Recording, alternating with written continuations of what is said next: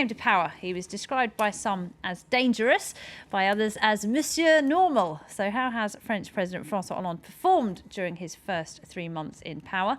Well, as politicians here break for summer, we're taking a look back at his achievements, his failings and his gaffes. Joining me tonight is Gregory Viscusi. He's a reporter for Bloomberg News.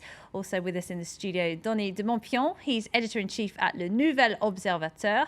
Pierre Rousselat is the senior editor on foreign affairs issues at Le Figaro. And in London tonight, John Gaffney is a professor of politics at Aston University and the author of The French Left and The Fifth Republic. Let's pick up where we left off, Denis, about the left being able to rejuvenate itself during that long spell out of power. I was listening to what John Gaffney said about that, and I had the feeling he was expecting the Socialist Party to be modern, and we don't really know what it covers really to the modern party. We know that when Tony Blair was Prime Minister, everyone was expecting something very new coming out of the hat, in fact, and we didn't see much change, as a matter of fact. And as for the government and Hérault, who is the Prime Minister now, one must, take into account the fact that he's been mayor of a big city, which is Nantes, on the west coast of France, and in, I think it's something like 18 years, he managed to make this city very outstanding, and to deal with the company, with society of all kind, and he did a very good job. And so, if to fear the left is to say that they are unable to cope with the companies, one should recall that in France you have 22 regions, and 21 are obviously governed by the left. So it's really something, All right, now they don't lack experience at all. All right, no, absolutely not. Now, the programme here in France, as I've said, is about raising taxes on business and on the wealthy up until now. Anyway, kind of the opposite of what's been talked about just across the channel in the UK, where the government is all about reducing welfare payments, or benefits as they're called there, and a lot of austerity indeed. Austerity very much the order of the day. But let's have a listen to the British Prime Minister David Cameron. Here's what he had to say at the recent G20 summit in Brazil. I think it's wrong to have completely uncompetitive top rates of tax. And I've said before that if the French go ahead with a 75% top rate of tax, we will roll out the red carpet and welcome more French businesses to Britain, and they can pay taxes in Britain, and that can pay for our health service and our schools and everything else. Well, that comment certainly irked the French president. François Hollande has referred to it no less than twice since that joke. But seriously, who's on the right side here? Well, he was obviously making an easy jab on that, but I believe he's right. I mean, who, Cameron or Hollande? Cameron. Mm-hmm. I mean, it's obvious that if you are a very successful person who wants to earn a lot of money, France is not going to be the best place to be in the foreseeable future if and how, it depends how the 75% tax rate comes into effect. I mean, I'm not sure there needs to be a red carpet. People will just leave. I think this is a real fact of life. Mm-hmm. I mean, people want to have the best out of their job, and if they can get a better salary in London, they'll go to London. That's it.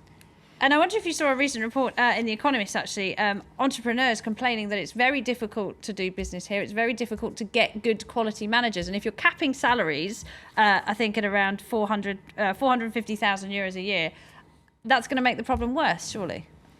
Well, yes. If you're a competitive manager, you will want to have a competitive salary, and you will go wherever you get that salary. And if it's London, it's London. It's not so difficult to come even for dinner to Paris if you really want to have good food in Paris and work in London. John Gaffney, the British have just posted a 0.7%, I think it was, of growth in the last quarter. The French have got slightly more than that. So who's got it right? Well, I certainly wouldn't like to say that the French should take lessons in terms of how to run a country from the UK, and you know, you are getting more medals than us in the Olympics at the moment. I knew someone was going to bring it up. But I think that the question about François Hollande as president and the Socialist Party as being competent to run France, I mean, it's bristling with talented people. Part of the problem is the nature of the regime itself, that it is so personalised. There is such an emphasis upon personality politics that kind of jars slightly with socialist politics. And my suspicion is that if, for example, I mean, in a sense, we almost don't need to go back to it, but if, for example, the left had not won the last presidential election, I suspect that as a national presidential party, the Socialist Party, however competent it is at local level, would have exploded or collapsed. And it is quite clear that even over the last 3 months, and it will become much more the case from September, that this is a highly personalised regime. And one of the ways Hollande won it wasn't about policies and programmes, it was about his being a normal president, unlike the bling-bling presidency of Nicolas Sarkozy. The question is that he has come into power with that kind of normal, in inverted commas, character, which we've seen, and it certainly has played quite well for the moment. The question is whether normal will, well, I mean, what it also demonstrates is that the focus will be on the character of the president as normal, and is a normal president going to be able to cope any better than Sarkozy may or may not have done. So the question is that this remains a highly personalised regime, and an awful lot of its good fortune over the next while will rest upon how the president is seen to, as a character, to be able to cope with the challenges facing the French economy and so on. And I think that it's unpredictable what will happen, that there will be, we've seen with the tweet from Valérie Trierweiler, the damage that caused. This incidental, pathetic thing had enormous political significance, because French politics, even if you get away from the in-your-face bling of Sarkozy, it remains a highly personalised regime, and therefore the personality will have enormous effects upon the political process. Do you agree with that, Donny de Montfillon? French politics, rather like American politics, is dominated by the president's personality. I think one shouldn't exaggerate too much the fact that Valérie Trierweiler, who is, you know, the companion of François Hollande, made a tweet during the campaign, you know, to support, you know, the opponent of Ségolène Royal, who was his former companion. I think because, you know, okay, it created, you know. Did your magazine make a big deal of that? No, but we knew that it would obviously interest people, because, you know, strict politics tend to, you know, bother them a bit, and so it's... Policies don't sell magazines. It doesn't sell that much, so that's why, you know, all the magazines decided to write about that story.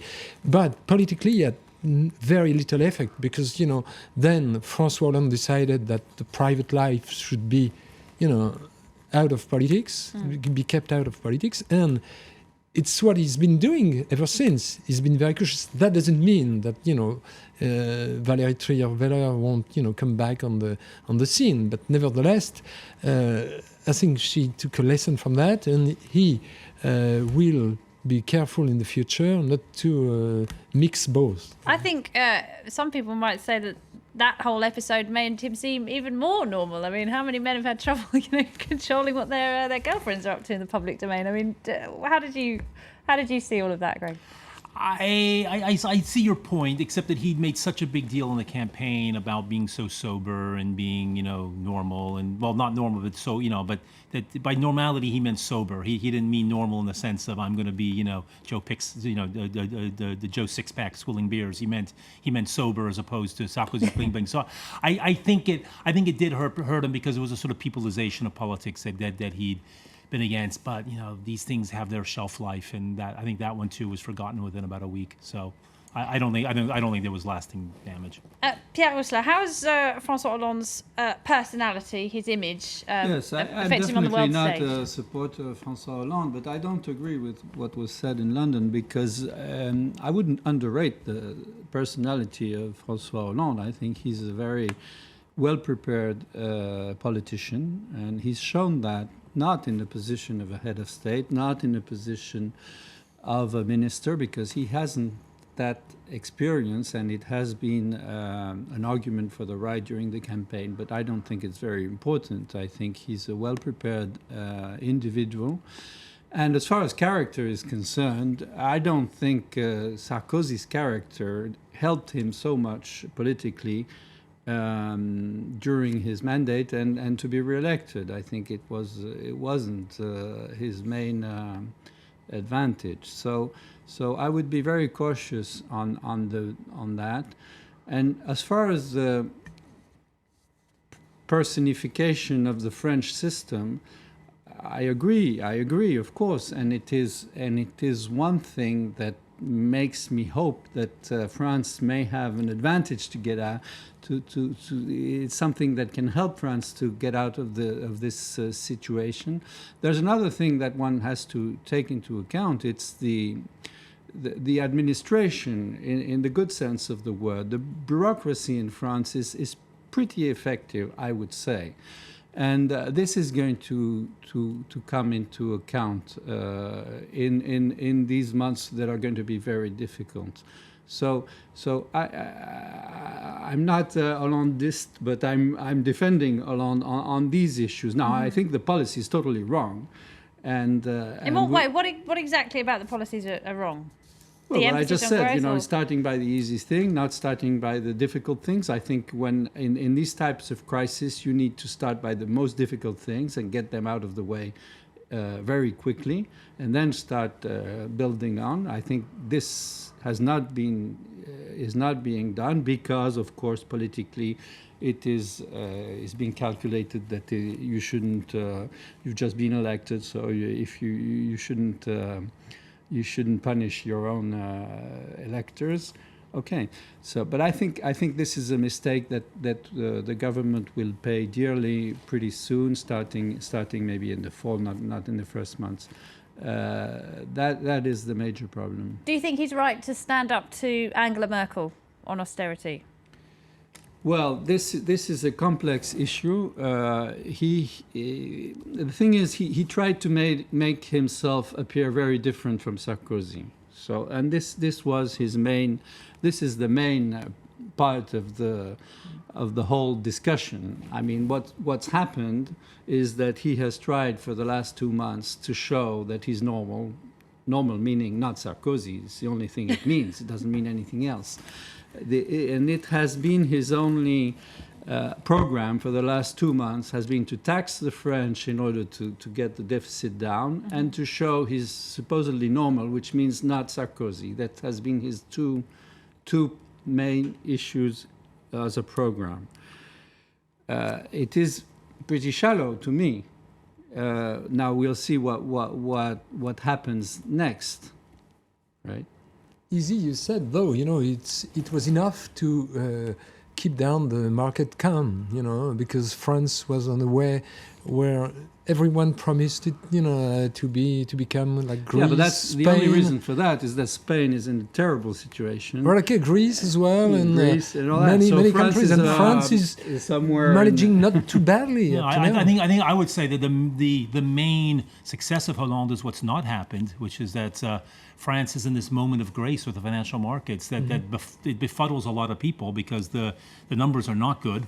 I mean, you compare Italy and France. In some ways, France is worse off than Italy, and yet the markets are punishing Italy, and France is basically borrowing for free. I think that you'd have to say is the main success so far of Hollande. Now, whether that's due to him or whether it's due that France just has basic strengths such as a strong bureaucracy, strong institutions, the fact that it does have political stability, which other countries in Europe don't have. You may not like Hollande, but you know that he's going to be in for 5 years, whereas that's not the case in some other countries in Europe. But has he managed to change the debate in Europe? I mean, Angela Merkel was very much dominating the politics until Hollande came Well, along. he appeared to change the debate, and he took a different tack, but it's more to me a change in style than a change in substance, because the main power in this whole debate about the euro is still Germany. It hasn't changed because Hollande has come in.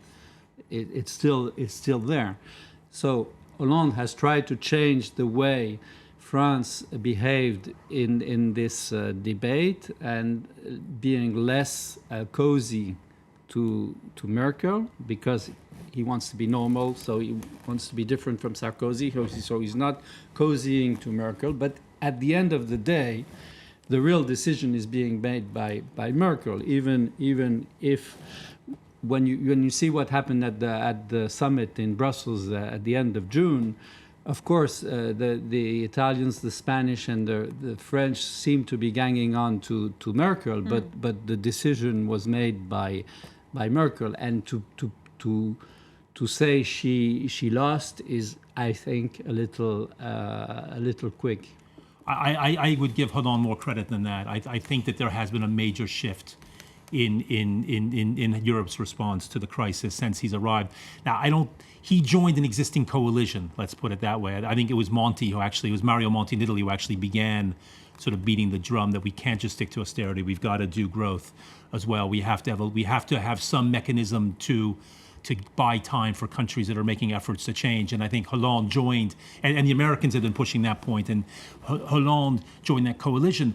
But there definitely has been a shift. I mean, what happened last week is pretty extraordinary. That Mario Draghi comes out and says, "I will basically do anything." The head of the European Central Bank, comes out and says, "I will do anything to save the Europe." And 2 days later, there's a joint statement from Hollande and Merkel that gives them the political cover to do that. I mean, that would have been unthinkable.